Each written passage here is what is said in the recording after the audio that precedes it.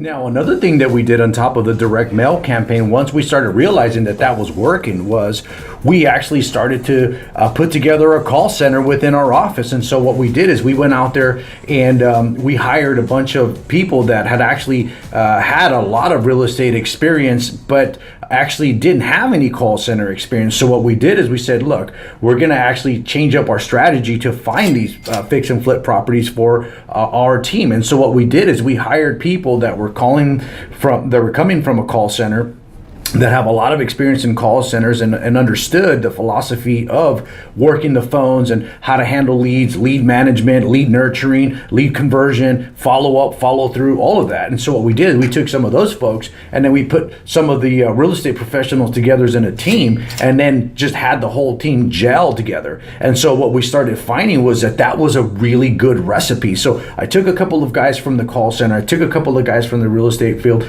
and I just kind of merged them together. And what we had was just an amazing response, amazing results. And from there, we started acquiring a lot of clients, a lot of deals, a lot of leads that started coming in for people that said, hey, I want to sell my property. And over here, we had a list of really motivated cash investors that wanted to buy all these properties for us. So we had the inventory, had the buyers. Now we had the team right in the middle, just negotiating contracts left and right, day in and day out. And from that, we quickly realized now we have the sellers because we figured out how to get the leads. Now we got our own investor list over here. We put the both together, and now it's a beautiful thing because now we're getting 6% commissions on every single deal.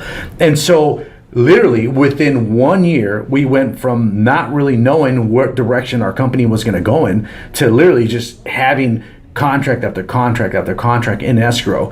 And next thing you know, we built such a good rapport with our buyers because we were giving them good deals that they started actually allowing us to not only represent the seller and the buyers, but also once they fixed the properties, they were giving them back to us so that then we could turn around and resell those properties for them. So can you imagine? Now you're making 6% commissions. You're representing both parties. The sellers are happy because they're moving the properties. The buyers are happy because they're getting smoking deals on the properties. So then from there on out, we then started getting the properties back to relist them for sale. I tell you, it was phenomenal. We had such a great relationship with all the parties. Everybody was happy. Deals are happening. Everybody's making money. The commissions are rolling in. And I tell you, it was very easy for my guys on my team to make well over $100,000 a year. This is true, guys. So if you want to make a lot of money, get yourself fix and flip properties that are not the best looking, that are not in the best shape, that are pretty rough. Find yourself some motivated sellers that are out there because they're everywhere. You just got to know how to look for them.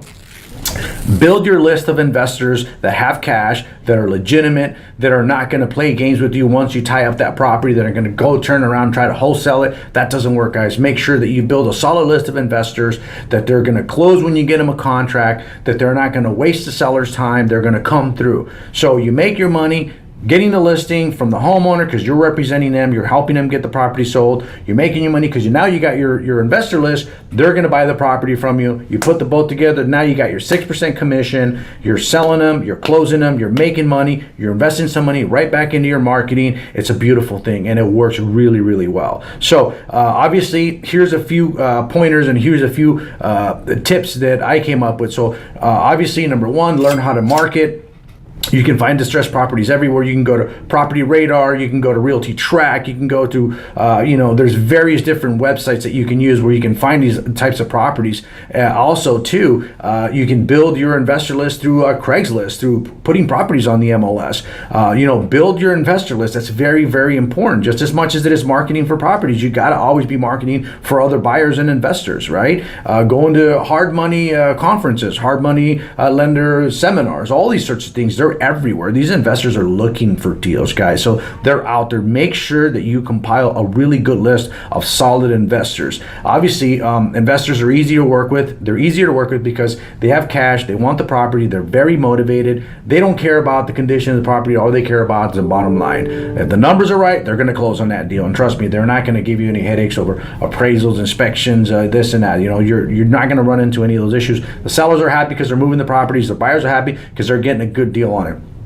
Obviously, cash is king. That's very important. You always want to make sure that they're not just submitting you some, fake, phony proof of funds that you can find on the internet. And the way to do that, you can research all the information and don't even have to worry about that. So you want to make sure that these investors are solid, that they have the real money, and then you want to make sure that their funds are legit. They're not just some proof of funds that they found on Google that they downloaded, because we all know we can get those, right? So do a little bit of due diligence, make sure you do your research. So list for your marketing list is very important. You got to know who you're marketing to. Your buyers list, your investors list is just as important. You want to make sure that you do your due diligence, make sure they're legitimate. They're not some guy that's going to wholesale the deal and flip it to somebody else, and once they get tied up on their contract. Obviously, it's super important to make sure that you do follow through with your client. So in the event that that deal's not going to go through, you want to make sure that if that investor falls out for one reason or another, which they will, some of them do, that you still have a very solid relationship with your seller, so then you can turn around and resell that property to another investor. And again, that's where the investor list comes in. It's super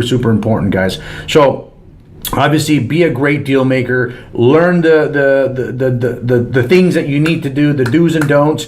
Educate yourself. Watch videos. Go to seminars. Get a coach. Watch as much as you can on the internet, because there's a lot of really good informational videos out there that will help you on how to put deals together, how to postpone foreclosures if you're working with foreclosures, how to present offers, how to negotiate.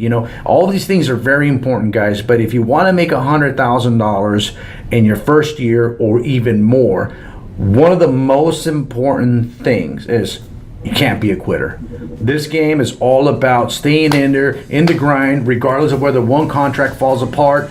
Hey, you know what? Get up, dust yourself off. Tell that client that you're going to sell their property no matter what, and you go back out there and you actually put in the work. Obviously, you want to make sure that if they're giving you the opportunity to sell the property, that you do sell it for them at whatever the price is that you need to sell it for. Make sure it worked for them. Take good care of your sellers, because that's very important. You got a good relationship with your seller, you can always find another buyer, but it's going to be a lot harder to find another seller. So remember that.